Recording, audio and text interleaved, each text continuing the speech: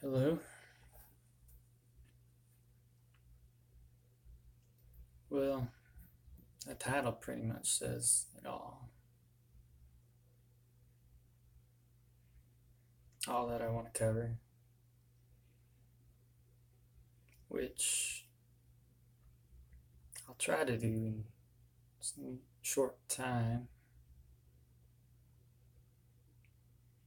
but I'm not one to rush too much about anything. Um, so there's just a few things that I want to try to tie together, a bit for my own sanity, a bit because I can't help it. So I guess my motivations are maybe getting some thoughts out there, shooting different ways that might not have shot off that way before. Or,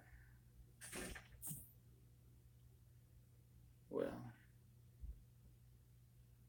to be honest, if I got too much running on in my head, I get aggravated if I don't get it out, and then I forget it. Or stockpile it back there somewhere. So, I guess diet's quite a big topic, expansive topic. But for me, it's become a very, very simple topic.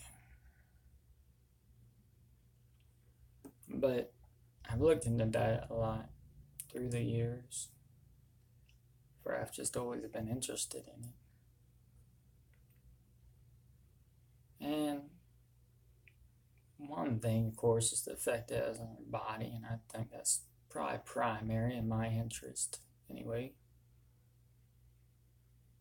But secondary, if we want to rank such things, is the effect on the world around corresponding to this type of food and this type of habit. And that includes things like sourcing and shipping and water usage. So, the topic of water usage is kind of interesting because most people think that they are saving on the tap when they get a shower head that uses less water, or they don't let the sink run when they're going to pick up the phone or answer the door, or whatever. Not letting your kids have a squirt gun fight. But it's really, that's nothing. The majority of water the person uses is indirect through the diet.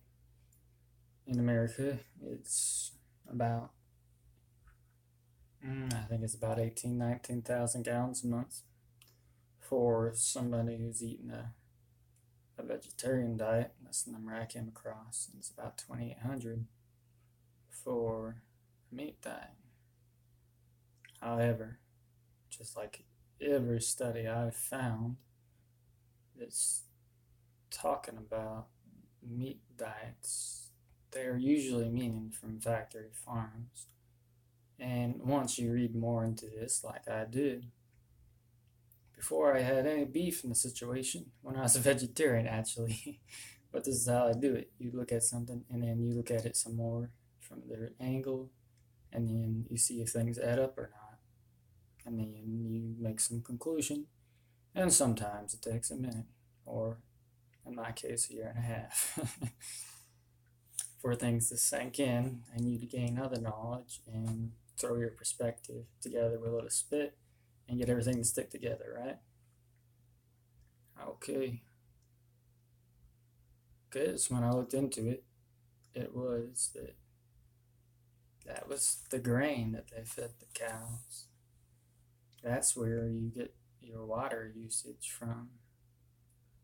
And of course, everyone knows cows aren't supposed to be eating grain. And grains are kind of a newfangled thing anyway. Um, God made grasses and things of this nature, maize, you look at maize and you look at corn, and something happened in between. That's quite evident. Um, so this is what the water goes to, and then it says if you're on pasture, it's like you pretty much just get rid of like almost all that grain, which is where most of the water is. A cow doesn't drink much water in a day. I mean, compared to a human, yeah, I'm supposing, but I really don't think it's more than that. A few gallons of that much, if that much. So, whatever.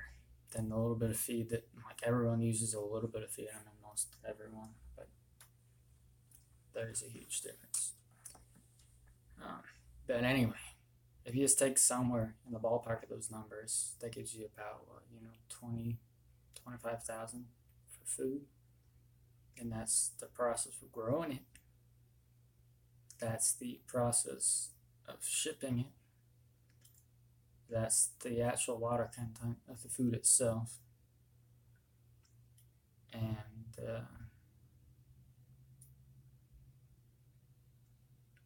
before I go off on the water thing, the other big thing for water pollution is electricity. That's about double what American spends. I mean, like, pollutes beyond fair usage. Um, and water a month. All right. But the thing about shipping is like, a lot of it's barges or even trains, or that's the most efficient way, but that's not always the case. Any type of fuel is refined with a process, and it usually takes like a gallon or two of water. It needs to be polluted before that gasoline or whatever can be used. Same thing, all the semi trucks, all these other things. So this is flat out transport. It takes resources. I mean, that's obvious. That's why it costs something. But then the other thing is you get fields where the microbiome is like all disintegrated pretty much. 'Cause that's what happens when you plow up shit, or even if you just don't have animals like munching on stuff and breaking it down and crapping all over the place. Like, what happens is you have a low carbon content, you have less organic matter in the soil, and when this happens, you don't have as great water absorption, right? So you're irrigating this field of whatever, grain or maybe a trees or something. And you're getting so much loss. You're getting more loss than like in an ideal situation, I suppose. Which I can't really comment on what's an ideal situation, but I just mean these big fields, it gets really bad. And in most people's gardens, it's nowhere near the carbon content that's ideal. You pretty much want as much organic decaying matter as possible in your soil. All right, a little more on that later. But that's one thing. So the water evaporates because it doesn't get absorbed, and it just goes into it falls on somebody else's country. You know what I mean? So you're wasting your resources by inefficient irrigation. He says that's their problem. I don't care whose problem it is, but it is a problem. Um, so that's something to think about. Like you're drying out these nations, and then you don't think like, there's much water. You don't think about water when eating a pear, but pears are juicy. Everything's pretty much just alive. Has a lot of water in it for the most part. I mean, I'm sure anyone can pick a few examples, but fruits have a lot of water, vegetables have a lot of water in them, and flesh, 50% water, the actual muscles, from what I hear. I'm not sure if that's after or before cooking, though. And then, of course, our body's 70% or whatever. So all those pairs add up, is the thing. And if you're just importing a lot of those things like the UK does, like America does, like Sweden does, pretty much what's happening is you're stealing somebody's water and then you piss it out and it goes into your soil, or hopefully not, but maybe sometimes it's recycled or something. But either way, it's from there to here, to wherever here is. right? So that's just something to think about, I suppose. Um, so that's just one part of the whole shipping over things. It leads to a drying out of other climates, which isn't sustainable for them because then, well, you know, what can you do with really dry dirt?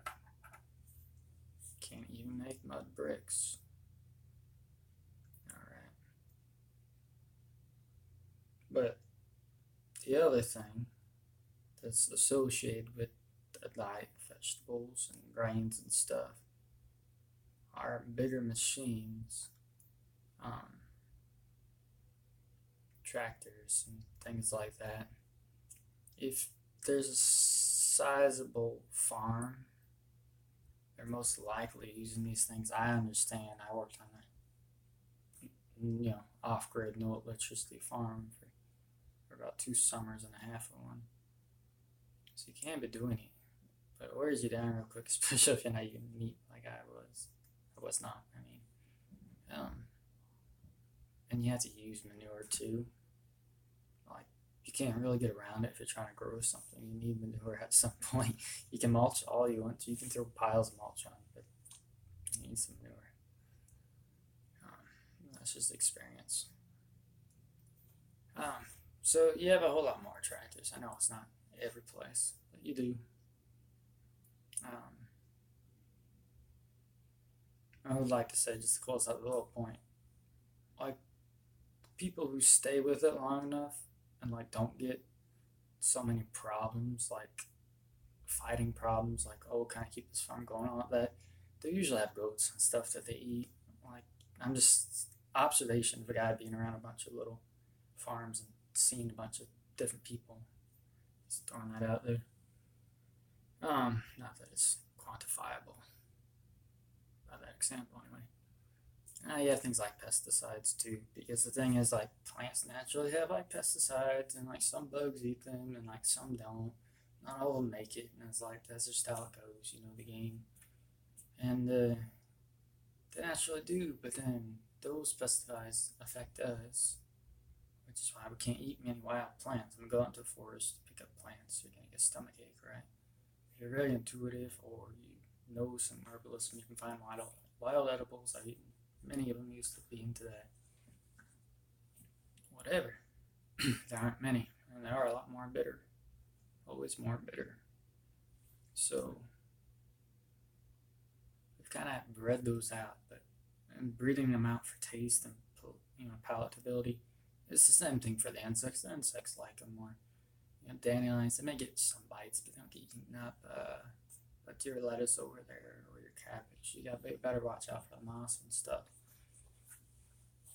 So you do need some type of pesticides, and even these organic places they spray, they have organic pesticides, whatever that actually means. I'm not quite sure, but I guess it's just like organic chemicals to still, you know, kick the stomach and the gut, uh, kick the insect's gut or whatever. I was trying to avoid cussing there for some reason because that's what I was thinking about saying, but that's silly to do.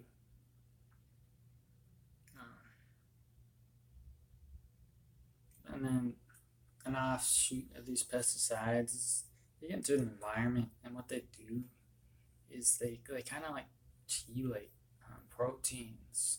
That's how like they destroy the gut and stuff. That's their action, and all the hormones in the body are proteins. Pretty much like the signaling cells in your body are proteins, right? So you're messing with those, and there's certain examples of people coming out saying like, "Oh, these pesticides are changing the sex of frogs," and things like that. Well, maybe the same people too. I mean, not to the same extent, but there's lots of stuff going on today, gender and stuff that wasn't quite heard of back then. I don't think these people are lying when they say I've always felt like a girl or something or whatever. Maybe you have. Don't mean it's natural. Doesn't mean you weren't toyed with in some way you don't know about. But another thing is these pesticides even enter the animals then, right? And then you have like something that has no necessary requirements of pesticides at all. Um, that has pesticides in them, and it's like it gets into animal fat. So you might be eating beef with glycophosphate in the fat of that animal. Because somewhere in the cycle, these things don't go away so easily, and it kind of washes out. Things mix up. Whatever. It's not the best thing to get meat from lowlands. Just throwing that out there too. Because even your pasture might be contaminated. But I mean, ideally, a pasture, you don't spray any pesticides on it. You might want to balance the herbs somehow or something. Whatever. Certain clovers that might be better than others or things like that. But they see it down, and that's about it. Maybe sometimes you mow it or something once or twice a year. Whatever. You get my point.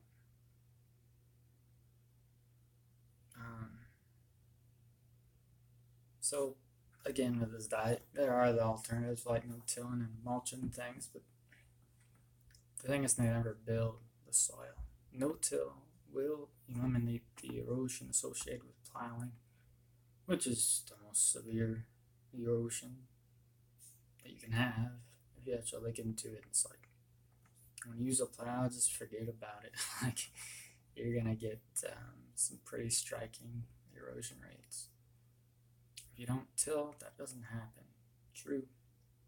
But you don't build it. The only thing that's shown to build soil very fast is ruminants, because they take everything and then they excrete it. It helps the microbiome of the soil, which helps breaks down the other plants, and it's just like a big old building process. Like you want to build soil, you don't plant trees or something. You run cattle. All right. So yeah, I've been to certain organic farms and stuff where they mulch a crap ton. I mean, like their soil biome's so good that they can eat like 6 inches of hay at a time, and like how many feet over a year or something. Like they still get that soil, well not soil, but the plants tested from that soil, and they're still deficient. And according to like a sugar test for nutrition. So really, if you want really good soil, you have to work together with the animals to get the plants. But that still doesn't mean that plants are even ideal or anything else. I'm just saying, if you want the most nutritious fruits and vegetables, you need to work with animals too.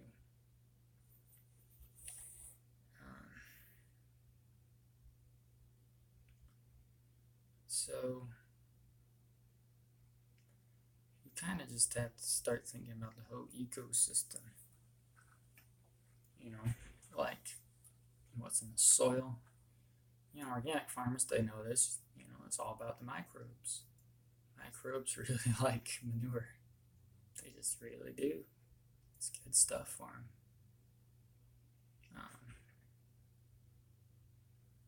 So, on one hand, you're balancing the exploitation of animals, you could say.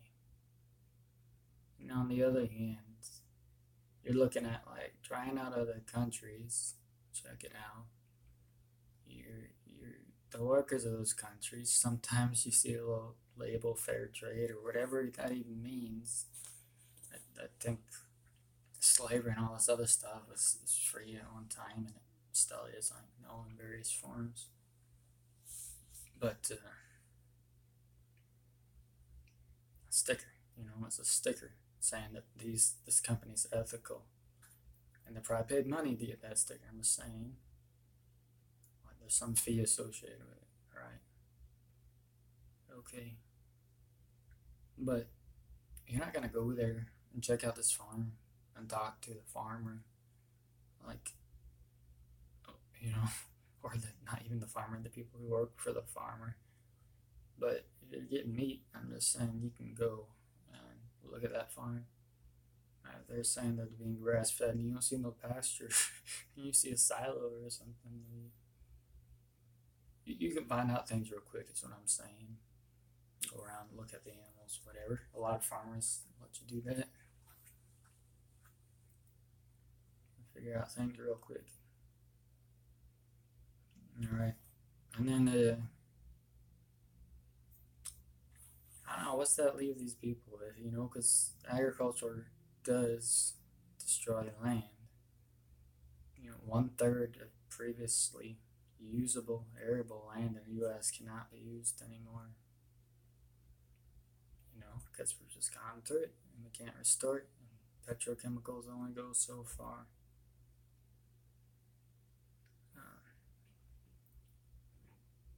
So that's one way to look at diet, I guess, or the ramifications of diet. But I just hope people start thinking about things like that a bit, because it's not just like the quinoa. It's like who's growing your quinoa, how much are they getting paid, what are they eating, why you eat their fancy organic quinoa. Many questions float around there. And it's like your standards for good food translate into what in these countries? In my opinion, impoverishment. And there's many people looking into like starving countries and such that they're starting to say, oh, we're gonna help. We need to get them more organ meats. Not all this grain stuff. You don't cure a rice belly on a little kid by giving him more rice or whatever. Some people are thinking it through.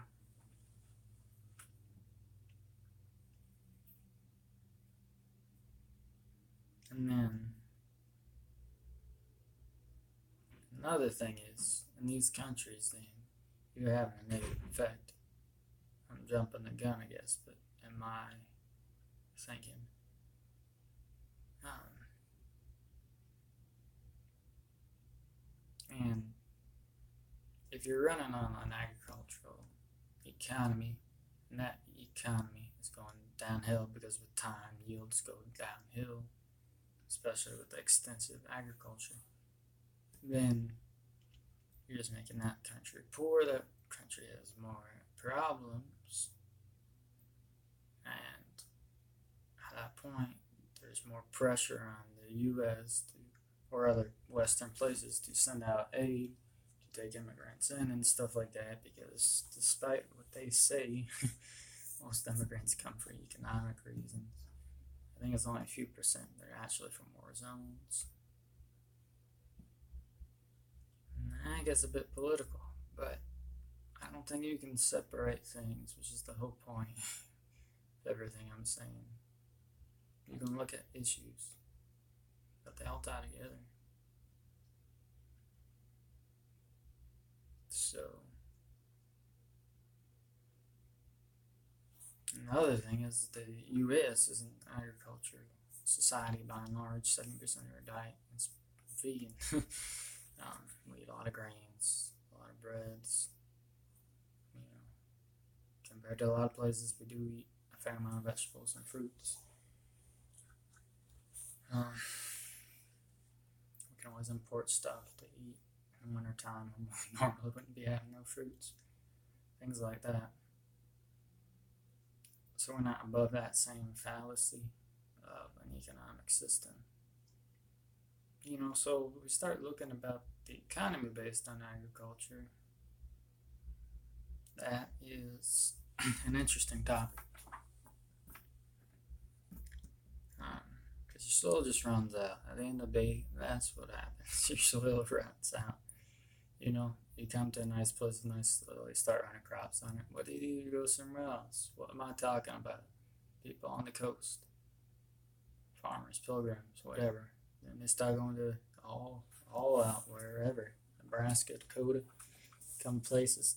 They say foot top, loamy, beautiful black soil.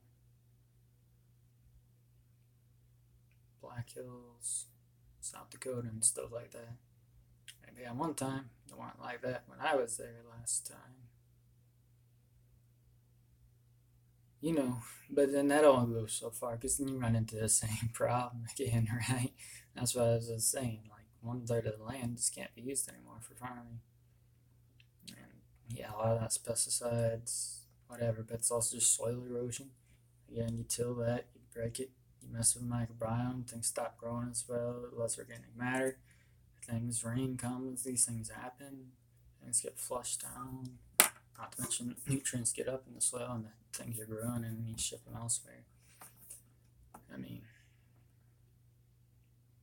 so that's part of it.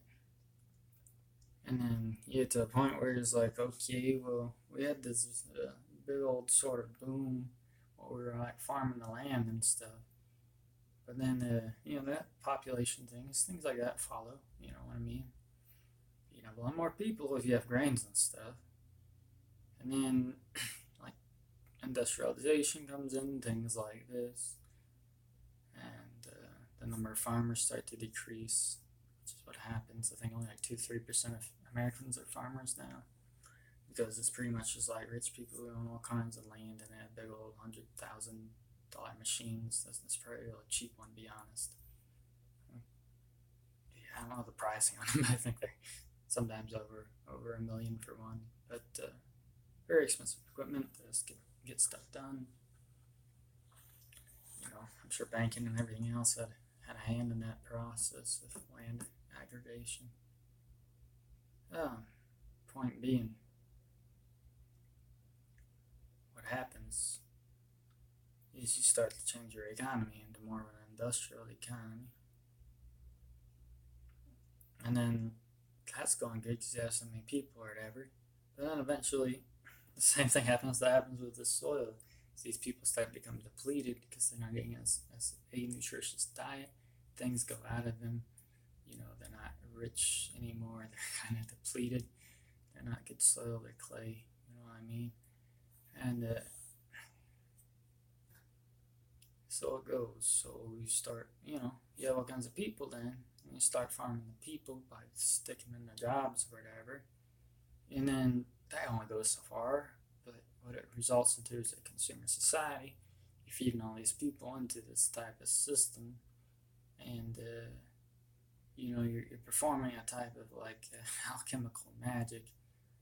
Whereas, you've eliminated the plants off the scale here.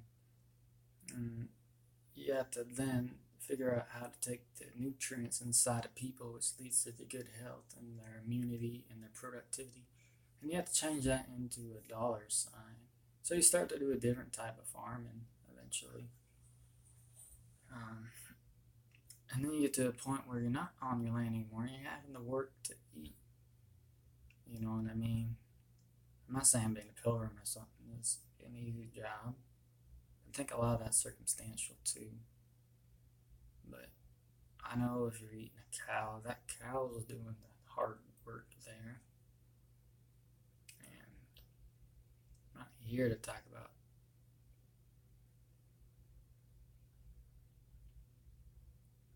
I mean, that's just a topic for another time as far as if there's any morality or ethics concerned with that, because I think you gotta analyze it from the same perspective. The overall picture, and then also the picture of what do I need to survive and do well.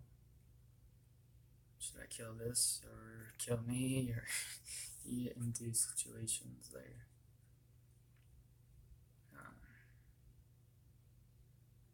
So I think it's just kind of a progression, and slave jobs, slave groups of people.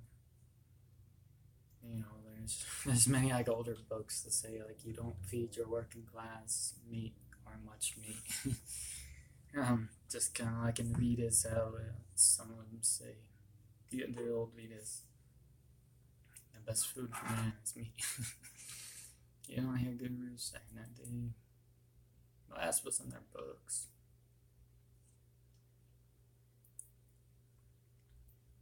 Well,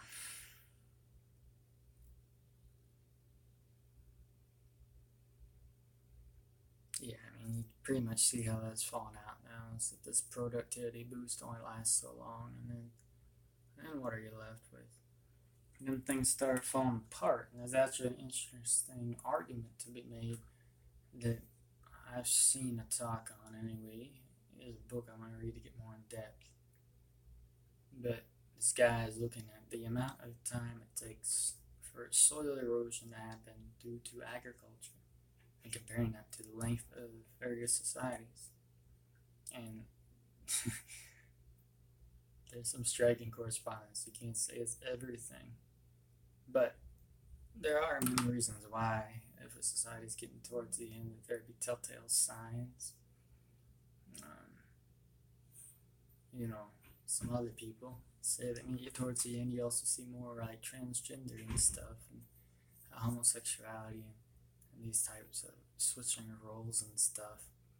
And that again makes me think about the whole hormonal system and digestion from this agricultural versus herdsman, if you will, perspective. Because if you want somebody to not have much testosterone, what you do is you feed them grains. Kellogg's cereal, for example, was developed by a guy who was some type of stout Christian, and he didn't want his clients masturbating. So he developed Kellogg's cornflakes. I'm pretty sure they're corn then. I'm not sure exactly. Point being, breakfast cereal was developed to lower testosterone. Alright, that's not a far cry from all these other things. And there's other studies, modern studies, things that lead to homosexuality. Because I do think it's a biological thing. I do think you can be born a certain way. But that doesn't mean there weren't 3 generations of people eating stuff that shouldn't have been that led to that, or there aren't chemicals in your environment that got into your mama's breast milk that didn't lead to that.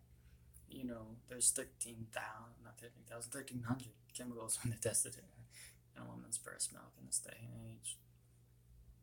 It varies for people, I'm sure, but you get the idea.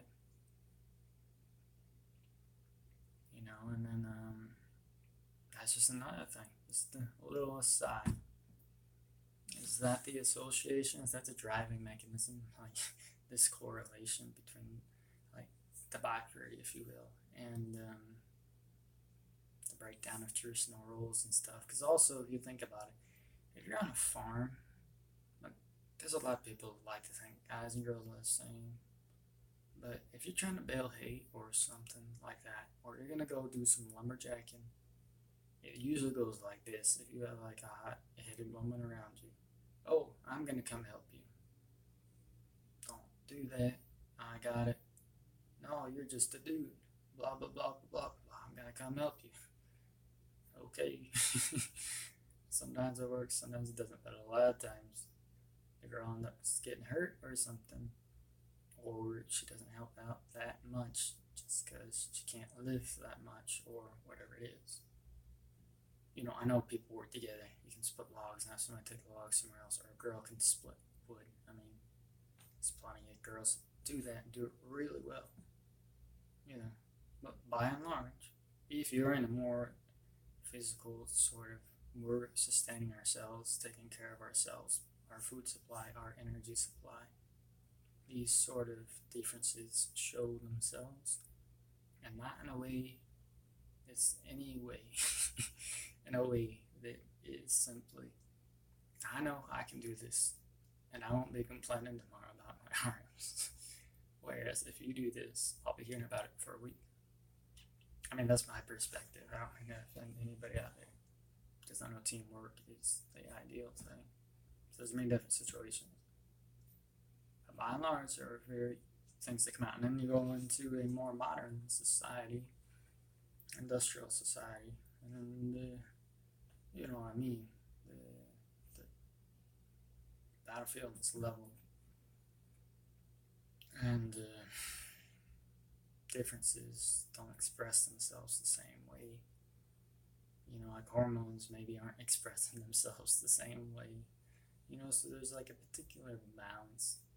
And I don't think we're conscious of how all these things sort of go into the mix, correlate, and lead to certain results.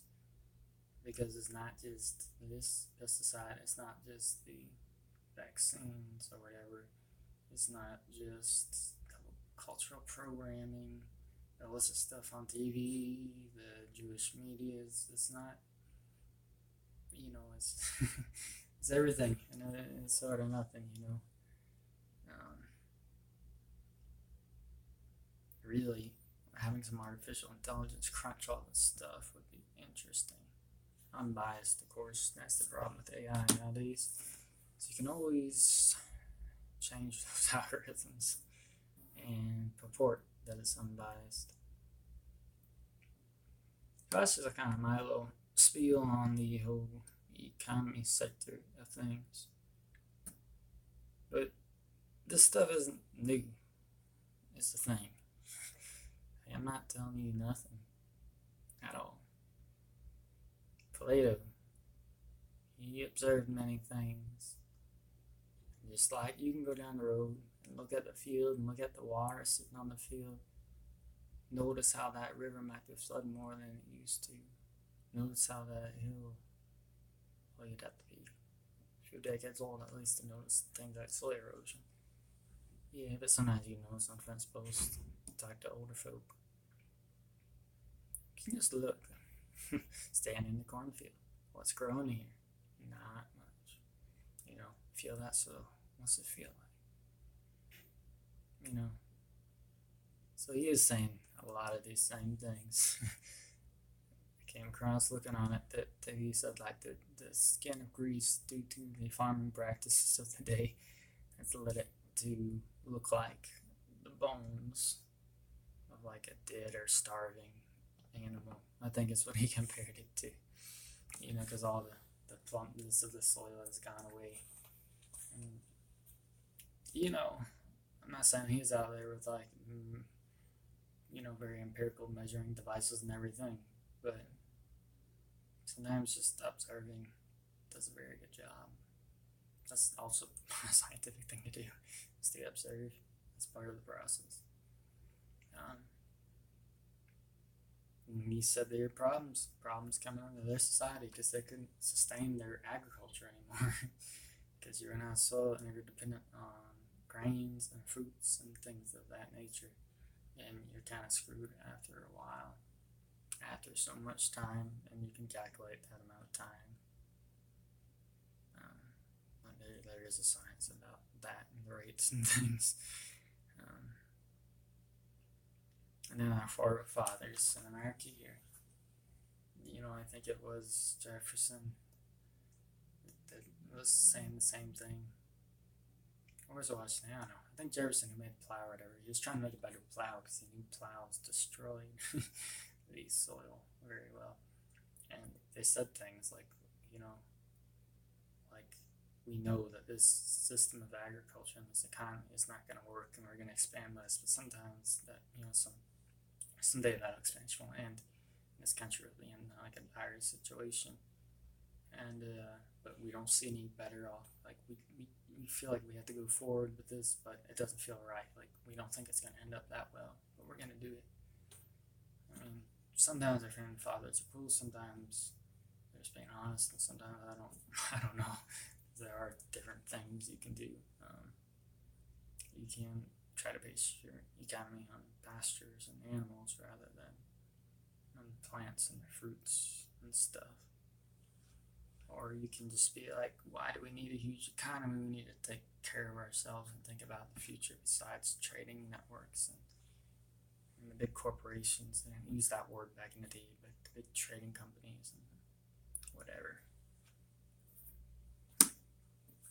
So it's nothing new. It's nothing that you can't see if you just go out or talk to some farmers, especially older ones.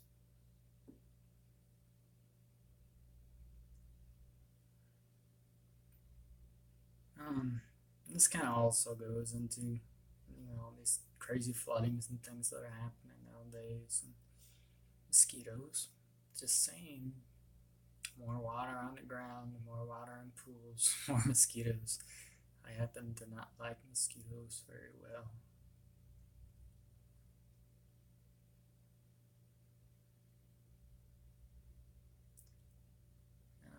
Um,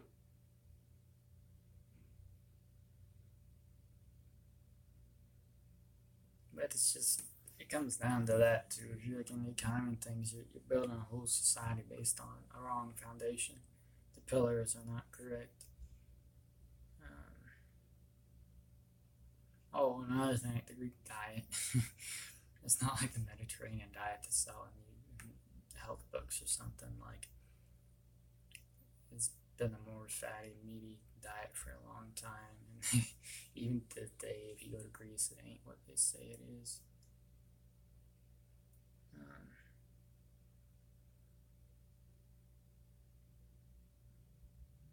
Another thing with mosquitoes, this is kind of my friends, is like vectors for disease. Like all these tick diseases that are starting to rear their faces in places they've never been. I mean, I guess that could be some type of evolution, but I'm thinking not. Whatever. Um, and then just one last point about that is lack of biodiversity. It really makes the whole ecosystem unstable. Um, that's some concern. I was writing an essay for a little competition, and one of the years before was what was going to be the thing they would do in humanity. A lot of people said AI and this and that. But a fair amount of people said lack of biodiversity. And the same, you go to a pasture, you take a biological scientist out there, an ecologist or whatever, and a pasture run will have more diversity than even the forest sitting there doing nothing. Um, like it'll be in top shape with the different insects, the different types of bees, the different plants, herbs, and then the little critters like your moles and your bunnies and stuff, which kind of have a hard time getting on in the industrial place. But also, even when you just mess with soils, because I think it messes with their brains a bit. Like I was on organic farm and it wasn't common. I think within 5 years in a small garden, it wasn't much bigger than this little tiny room I'm in right now. I mean, it was probably, to be honest, like 4 times his room or something. Just a little homestead garden. Once you found dead vines in it twice, they got like confused about some root or something. I guess it's not natural to them, or I don't even know what it was. Um, or maybe some fungus from like wood from the beds decaying, but that probably wouldn't make much sense. Or some weird chemicals that we probably shouldn't have eaten either. I don't know what it was. And then the soybean fields with all the bunnies and stuff when things get tilled up or whatever. Again, I'm just saying, like, think about that stuff. There's a lot more to it than just, I'm not killing anything eating this quinoa. I mean, there's a whole process no matter what you do. And I think it's important to evaluate that process from, toe to head.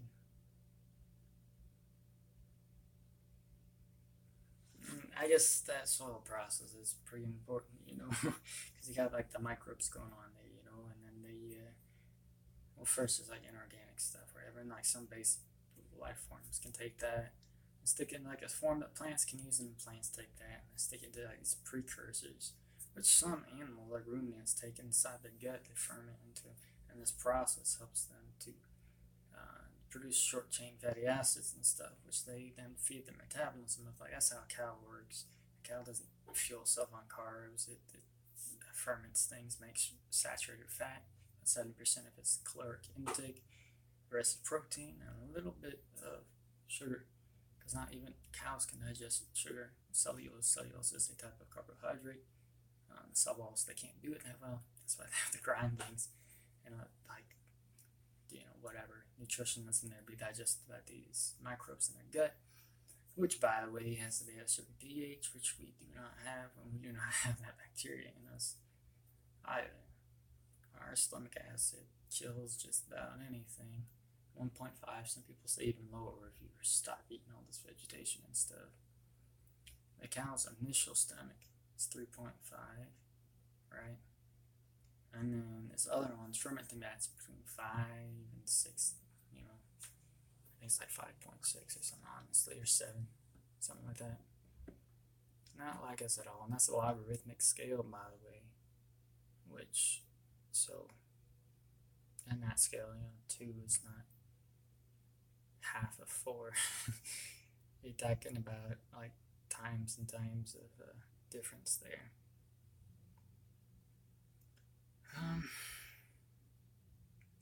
So I think,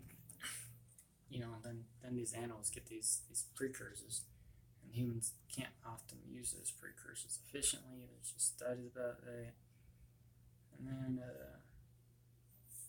there's studies about that. Studies that actually make sense, I should say, but check out. And of course, the animals die, and then the microbes themselves sort of feed on those too. And things get on, you know what I mean? But if you are just trying to stop that cycle at the precursor stage of certain things like vitamin A, which isn't real vitamin A, but the precursor vitamin A is found in like Dutch carrots. Carrots were invented by a Dutchman, I think in the late 1700s. Right. Wild carrot, you wouldn't want to eat them too much. I have ate one. No, wait, one. Okay. They also look a lot like hemlock, so you have to be very careful. Alright.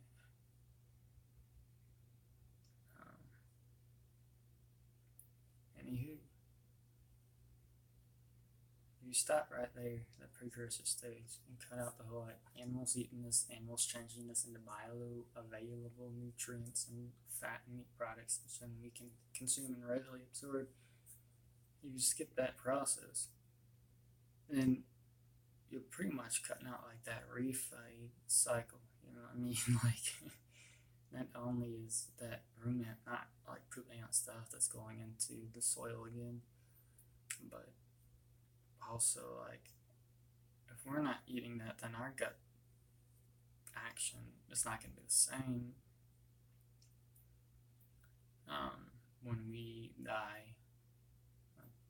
I guess I can't prove this, but I think that like a meat eater would have more nutrition in his bones and stuff that might go back down.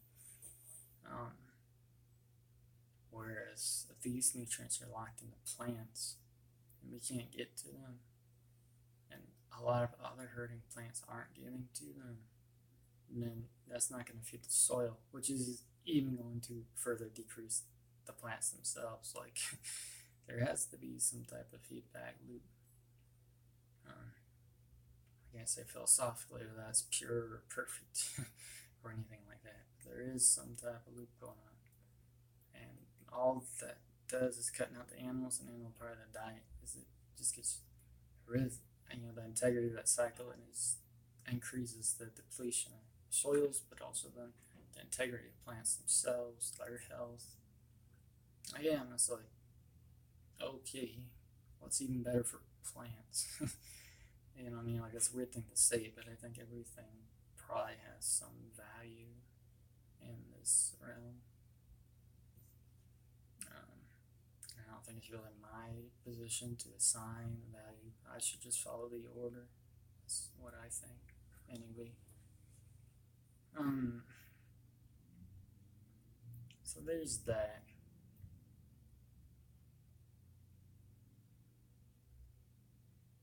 Well, enough about that, I suppose.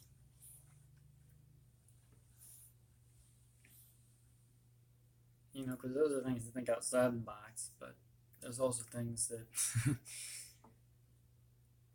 kind of here and now in the sense that like how I feel, how I felt being vegetarian or vegan. um, like it was a scary time. Not the point here, but I'm just saying you can debate good and bad, but you can only do that if you're like alive and well enough to debate, to reason, to take time to look into things, whatever. Um, but I like to shift the focus a little bit more to the social aspects of diet and movements like Flat Earth. And that's one big reason why I had to step away from the whole thing. It's because this association with veganism is pretty rampant. I don't know how many people I've come across that are flat earthers and also vegan. It seems to be more of a representation than vegans and aren't into the conspiracy or flat earth type of deals, right? Um, I think that's kind of dirty for one, because I think a lot of people just get hyped up about the flat earth, and then there's a lot of truth in the vegan thing, in the sense that there's corruption in the medical system. You shouldn't be eating junk food, things of that basic nature. And the floor falls out, and you're so crazy about being so objective about the earth and stuff. You forget about being objective about like the things in your fridge and what you're consuming on a daily basis.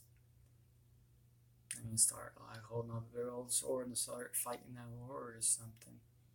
But you don't realize like this battle every day in your body called homeostasis. And I need to live and I need to survive. Like, and this affects everything else too. Like, you can fight all day about different topics and things, but you have like the most control over what you eat right now, and that might have the biggest effect on anything. And why might I have a bad conscience about promoting flat earth is because then it might lead to veganism and stuff. Because I used to drive a big old flat earth van, a big old yellow van. I painted up a bunch of stuff on it. Eric Today's videos and flat earth and whatever. Not whatever, but pretty much that. And some more emotive things. Carrying as criminal statements such as that, life only from life. But whatever, that's the main gist of it, Not handing out flyers and done that type of thing. Talk to random people. I mean, I still do when it comes up. I don't shy away from that. But to give that out, then, because then people might get into this or this, that, the other thing, and I just know that, like, it almost, it did wreck me, and then way it went further than that. Psychologically and other things. Not a good time. It wasn't fun. Getting hyped up on like 3 bananas might be fun, but luckily I didn't become that type of vegan that's eating 15 bananas a day. I was like, oh my god, this is crack. Like, I've always thought about bananas, they're empty. They're just completely empty. Nothing to them, nothing in there. Like any fruit, blowing up 27 times to be a sugar packet.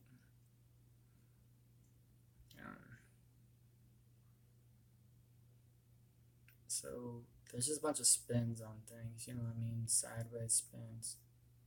And yeah, I'm connecting a lot of things here, trying to.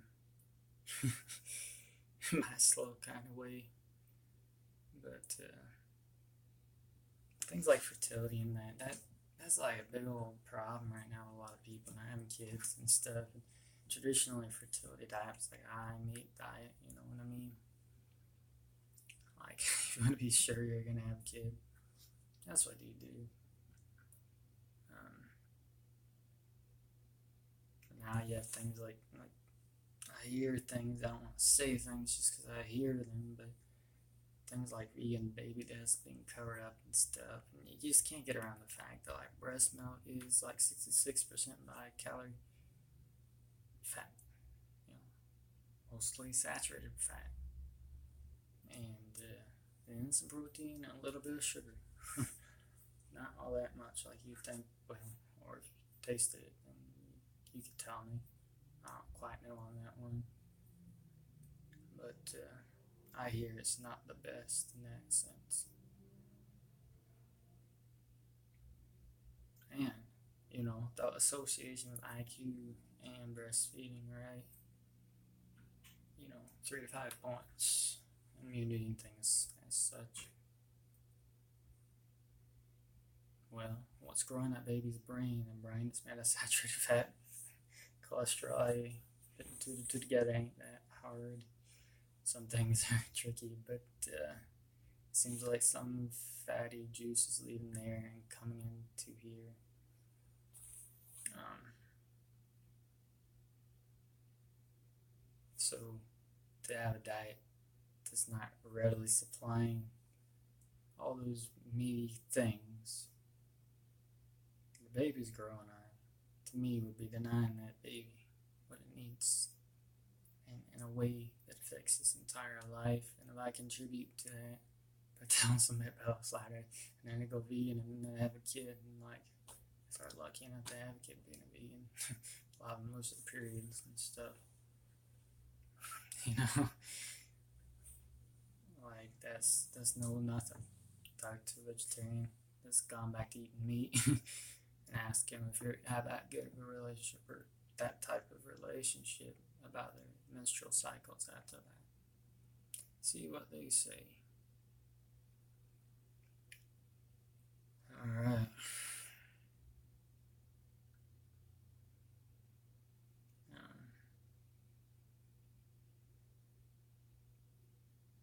So there's so many things out there that you want to be doing. Like in a movement, all I gotta tell people, I'm like, oh, where is this going? And I'm doing something.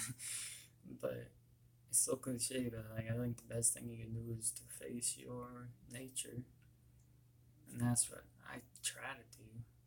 And all this diet is kind of that, like,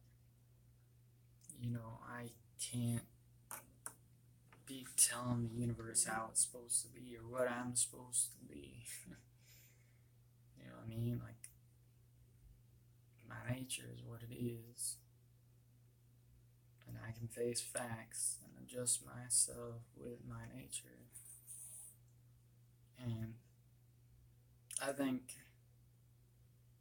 there's a combination of ignorance and part of not actually checking these things out as thoroughly as you checked out the telescope when you're trying to investigate NASA and things like this. And every other little thing that you go through as it comes up. To do that with the meat thing, you don't do that. A lot of people come at this from bias and things like that. And arrogance, because you're going to say what's good and what's bad. Right?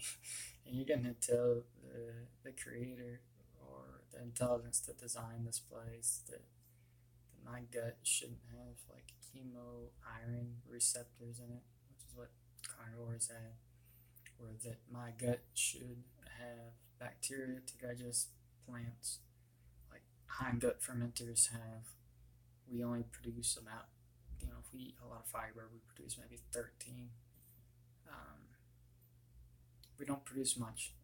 And then what we produce, the saturated amino acids that we do produce, short chain fatty acids, I mean, they don't get absorbed much. That's the 13, 15% maybe of them, depending. So, you just don't work that way too well. And then, the sugar argument, you can say, well, yeah, maybe I don't ferment things in the fat and I should be eating sugar. But where was sugar 15,000 years ago? Where was rye? Where was wheat? Where was an apple that didn't look like that and taste so sour that you probably don't want to eat it? Where was a banana that wasn't chock full of seeds? Where was a watermelon any type of vegetable. Well, they're around us, the wild edibles.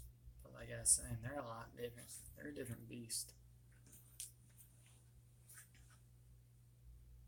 And then there's the health side of it. I'll just keep running on sugar.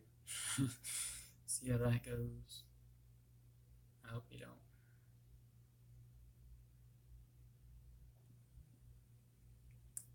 But anyway, I just think that's something. Like people want to get on top of the world. And it's good and bad, and I can't do that. I can just try to adjust myself to the best of my understanding of this realm by sound methods that work in other fields. The body is a physical thing, though it has a spiritual component. It falls into the realm of an empirical science, a natural science, and the same methods that you apply to things like the shape of the earth, as to building, as to chemistry, you apply into the body. So that's kind of it with that.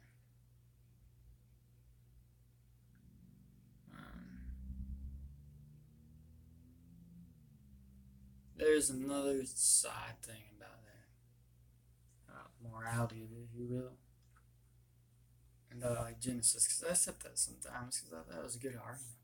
Like, oh, don't you know Genesis, plants and stuff, man? Like, I said it better than that. But you know what I'm saying. And the thing with that is,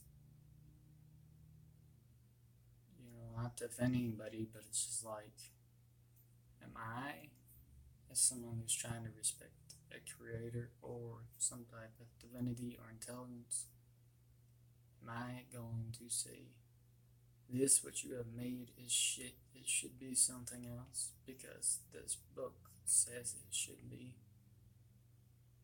Like, or is it more like, I'm looking at what you did, man. I don't care what no one else is saying, because it's more important to me to realize what is and to ascertain that in a sound, logical way that I can feel sure and confident about, rather than to add a belief system, which is easily influenceable because of my faults and other things in my nature, and also just verification and other, I guess, more logical things. And I think that right there holds a whole lot of people into the place they're in because there's some bias or whatever. I mean, that's how I see it. You're calling out or something, but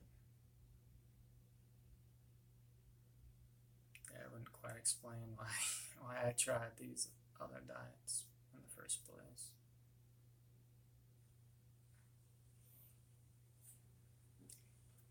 So,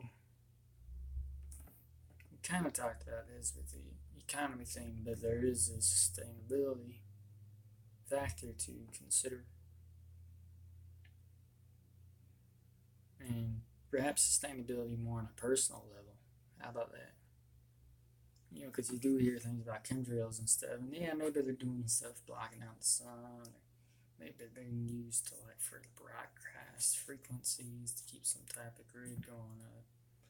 Maybe it's nanotechnology, whatever. But one thing it definitely is, by soil testing and everything else, it's raising the acidity of the environment, or the pH rather, not the acidity. The other way on the spectrum. The alkalinity. Aluminum oxide does that. You find aluminum in soils where you've never had before in greater levels. A lot of these oxides in the jet fuel oxide has oxygen in it, man. It's going to help it burn a bit better. Maybe they're doing crazy stuff. Maybe they're making efficient jet fuel. Maybe both. But either way, there's these oxides. what happens is they're on grass and stuff, and then the cows start eating that grass, and that changes the stomach acid of the cow, and the pH and bacteria relationship is such that a slight, increase in that, 5.6, 5.7, if it goes like 5.8, those bacteria in there that are like helping this cow make the short chain fatty acids and all its guts and stiff stomachs and letting it be absorbed into its system so it can fuel itself, that gets compromised. And you have cows that can't even eat grass like they're supposed to, or other grazing plants and pasture and whatnot. So then, okay, what if it gets to the point where a cow just becomes I guess cows are already a bit lazy, but they're always working in a way, they're always eating, but roaming around, you know what I mean? What if they just can't put on the fat anymore? And if you are a meat eater, you start to value fat a lot.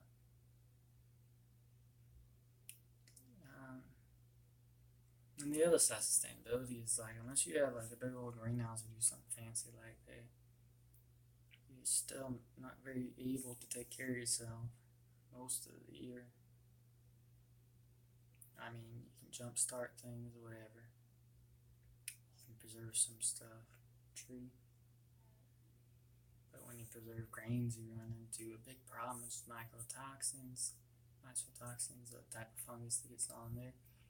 A lot of the big companies, whether it's organic or not, they can use certain chemicals to help dry it and preserve it in these big old silos and things like that. You can circumvent some of those issues being on your own little place. But unless you have a serious greenhouse going on or something, a very good way to fuel it and do all these other things. It's not a year-round diet by any means. And you're importing a lot of grains and stuff like that.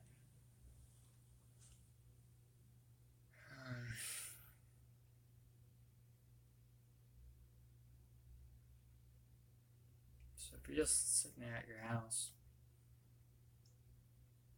and you think about what could get me through tough times, a few cows could get you through a few years.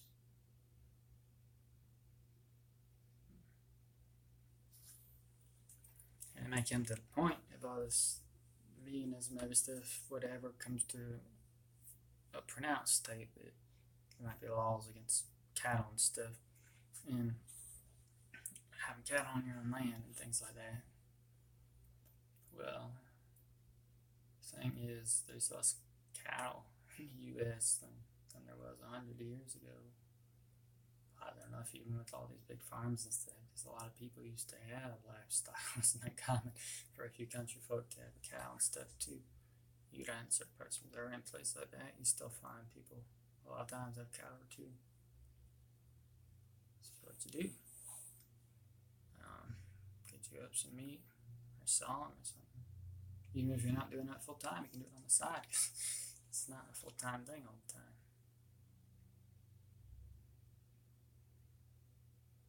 Another thing is in those very fertile places, those plains and stuff, that started doing all these big fields. Well, it used to be big old herds. Big old herds. I can't even believe it. I hesitate to say it, but some report 50 miles by 20 miles of bison. I heard, that's a lot of bison. Native Americans, most of them report only working 3.5 hours a day. Hunting wasn't that tough. All kinds of animals running around. Another little prediction thingy that I got was for every kilometer, going back a few thousand years, where it's a bit colder, maybe 10, 15, there was one bison for every kilometer. Not one bison, one mammoth. You had a mammoth, man, you're good for a while. 5 bison and 10 or 12 deer or elk or something like that. All kinds of animals running around. But since we stopped eating as many animals, there are less animals running around. And that's a funny little conundrum there.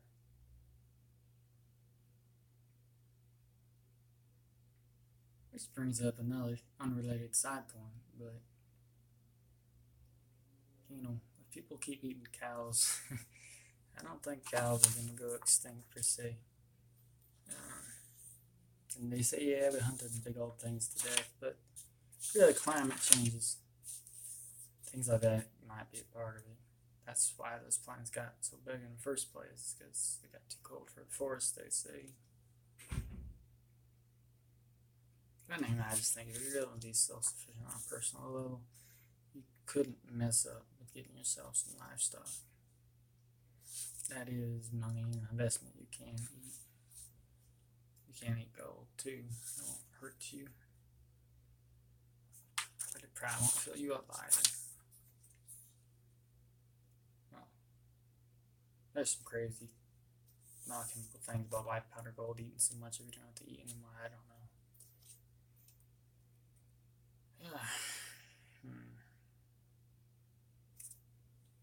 Yeah, I don't know.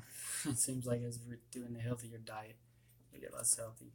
Well, Egypt was a great example of this back in the day. They had a diet that's like our ideal diet without all these crazy chemicals and whatever. But they also had like the first cases of heart disease reported. They had big old bellies. You'd see the bellies in their art and stuff. They're so proud of it. Bread bellies, things like that. Like someone said call themselves words related to that. I don't know if it was actually bread belly or something like that. Like we call people wheat bellies, beer bellies. They had bread bellies. We do too. It is what it is. It's tough to find a carnivore with a belly like that. You can see big guys sometimes, but they're usually big muscly guys. Not people who swallowed a basketball. Well, enough about that personal sustainability. The other thing is kind of like getting into the political a little bit in the sense that, you know, some of these things that the left sort of promotes and might draw people to, the transgender things, the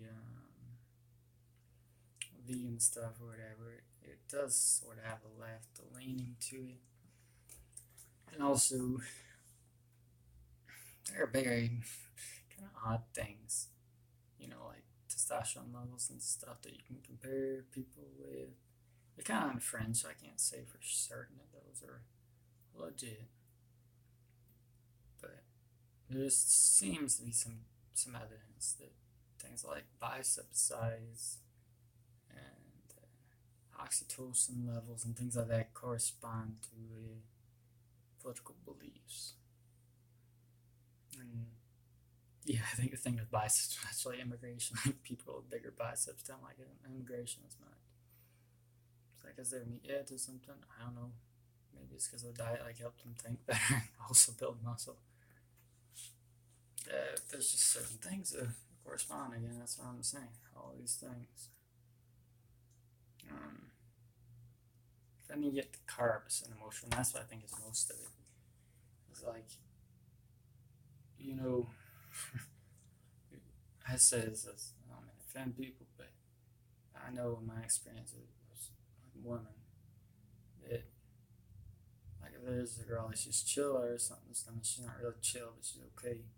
And maybe she's on a more whole food-based diet, but then she goes and eats something like ice cream and pasta, and then for 2 days she's crazy, like maybe more crazy than normal. I don't think everyone was crazy, but in this case, they will. Or I guess guys too can be the same thing. I'm not gonna whatever people.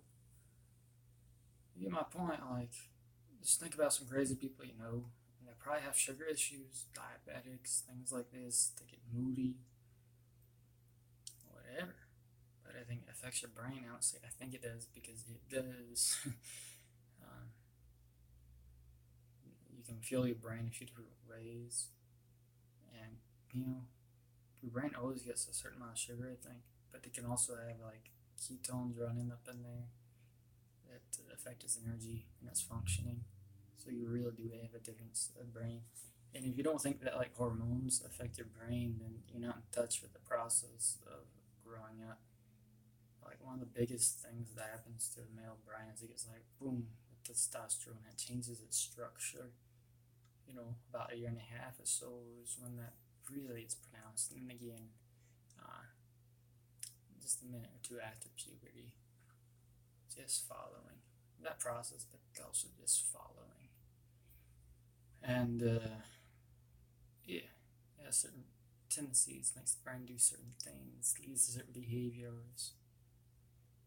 And another thing is like your whole digestion is a hormonal process. Ghrelin, hunger hormone, protein is a hormone, insulin it's a protein and a hormone. Um, the one that tells you you're filled up, and just down the line, it's a hormonal process. You know, so if you're having this diet, like a high carb diet, which is pretty much everyone's diet, and you're just bringing up all this craziness into your brain, pretty much. That's not a very scientific way to say it, but like people say there's more neurons in your heart and in your gut than there are in your noggin. And like what sort of happens is like you digest stuff and it goes through you, and then your gut like makes certain products, and then you have receptors to receive those products. And a lot of your upper brain receptors are things like dopamine, I guess cortisol, but like druggy things, feel good things. Like that's why we can take drugs and have them flood those receptors, and a temporary time fighting this. But the thing is, your microbiome is determined by your diet. And on a meat diet, it changes significantly. A lot of things just die off and go away. You get more steady, more constant. Some other things upregulate.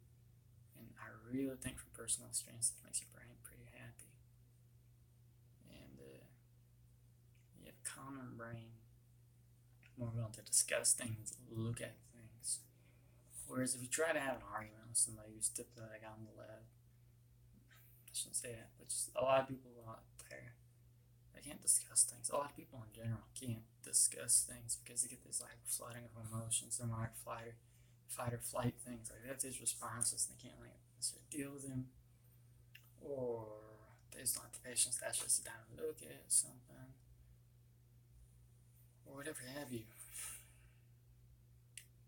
I've just noticed from being like in vegan groups online versus carnivore groups, the demeanor of people is like so different. Carnivore, even if they disagree, they're not jumping down your throat. They may say, "Oh, this is that." No, it's something. Whereas, if you say something sometimes about eating meat or whatever, and you're on a vegan thing, the opposite, it can get pretty horrific. I mean, there's some people who wouldn't harm an animal, but they'd take a knife to your throat for doing so.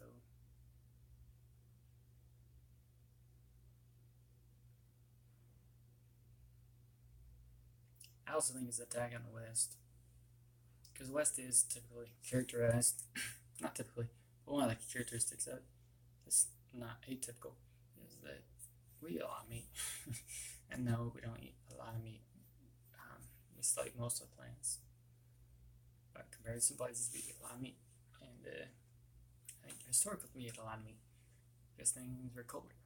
There is not much to do with trees, farming, and stuff. Well,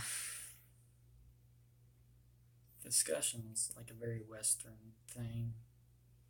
Like Greeks, like being all, hey, yo, blah, blah, blah, blah, blah, blah, we're gonna make these fantastic speeches that I just love. Orators are so great. It's like a debate, and they talk, and they exchange. like even like Vikings and stuff, like they had their councils and men and women and different people all getting together and talking. And I think that's like what led or made us predisposed to a democratic system. I'm not favoring democracy, but I'm saying this type of social thinking where it's the individual but cooperating. It's like a Western thing. I just see how this diet is not favoring that at all. You have people too emotional, people too quick to anger, people who react instead of calmly think. You're changing a nation, you're changing the characteristics of a people. So I also see this whole shift as kind of like an attack on the West. West being made up of Caucasian people, right? And then I think that kind of boils down into our thought processes. Also, fertility. Um, compare meat eaters, which I don't mean like full meat eaters, but I mean like just people who eat some meat, like talk about that compared to vegans. Sperm is different, you know. A little bit of meat helps with that, you know. And I just hear people. I'll see it when I get some tests on myself, but you know, like that testosterone is like amazing. Like the doctor's like, "What's going on here? Like, are you supplementing or something?" Because it's just like nothing increases that. I mean, you can take cold showers or do some exercise and lift heavy things, but just nothing compares to your dietary influence. Maybe you don't know, like white people are having a bit of trouble with having some kids and stuff. And people want to say it's a lot of things. I think it is a lot of things, but I think a lot of those things go away too, or be overpowered. If those people having trouble eating nothing but meat and water for a month, I think you'd have a baby right quick. Pay attention to the moon too, lunar fertility method. But you don't even have to pay that much attention because diets like these just ask any carnivore.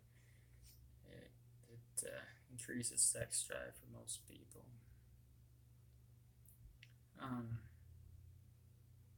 So I do kind of see it also tying to the issues of like white genocide and stuff, and also the inability to state factual information without getting an emotional response and having that emotional response matter more than anything else.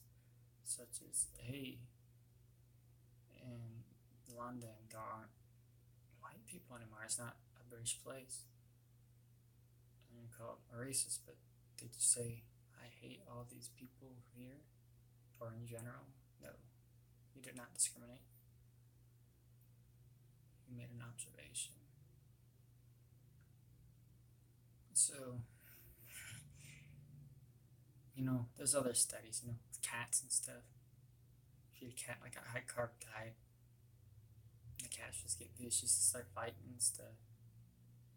Give more meats and fats and stuff, they calm down. You get blood on your plate.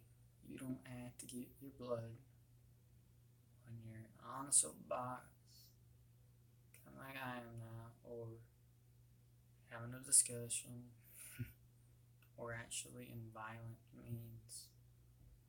Because empathy is a higher thought process which takes more metabolism and does violence and anger, which are lesser forms of intelligence.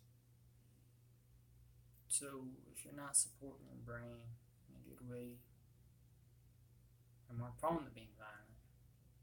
And you're more prone to fall into these things like party divisions, these things like brothers killing brothers, and more open to emotional things like these immigrants from war-torn countries. Well, they need help. Well, how do you help somebody? Is taking a few percent of them going to end that war? If they come here and can't find jobs and get along with anybody, is that going to make them feel fulfilled in their lives? If the welfare state collapses, nations, will there be an ability to help at all?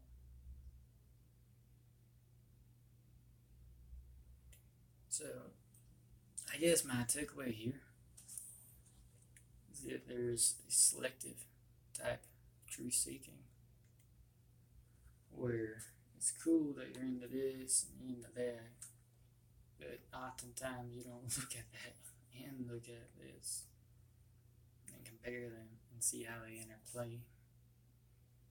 You know,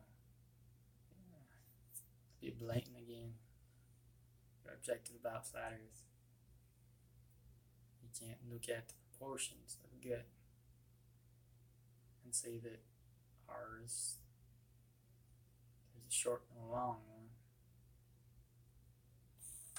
Well, with sheep and things like that, they have a very, very short gut and a very, very long intestine. That ratio, it's a lot less than tell you something like a dog. And then ours is even more carnivorous than a dog based on that criteria, where we have a very long short gut and a shorter long gut. I don't know. Or are you just gonna hear something like I did years ago? Well, our guts are longer than the lion's. Well, yeah, think about surface area in proportion. And that was a thought back in my head. I need more info on that. Sometimes when you think emotionally or, oh, blah blah, let's be with nature and all this other stuff, then you don't look into things thoroughly. And when you don't look into something thoroughly, you can have an opinion, but unless there's something behind it, don't expect me to hold it up as a valid statement. I made many mistakes, but through intuition and through looking at stuff and through personal experience, I've come to see this diet and how fragmented they want our reality to be. Like, I don't have everything in the bag, but if you're just like a specialized dude doing your job and not coming home, like you're an expert about this, or you're on that language, or whatever, we have specialized jobs, specialized academics. We start to have specialized brains, specialized knowledge bases, and pretty much we all become like a Joker, like Batman and Joker. One of his little minions running around doing its thing, not noticing that thing's running into the next thing and killing that guy. And it's all said and done, you can't even piece anything together. You can't know what's what. You can't say it was this, you can't say it was that. That's a crime. It was all done. And that you can say, you step back and look at all the moving around, all the pieces. When you try to pull things together and not look at the world in such a fragmented way, then you can start to see how links make correspondences and realize that, of course, what you do matters and what works in one field works in the other, in the sense that a natural scientific approach, personal experience, they are good ways at arriving at something that works in reality. And that's all I really have to say. I mean,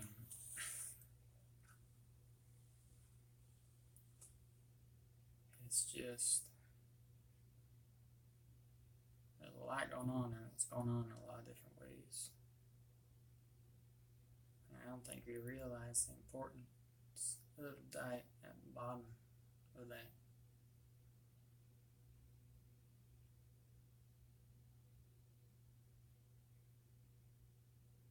Alright. Well, hope you have a good one. Thank you for listening.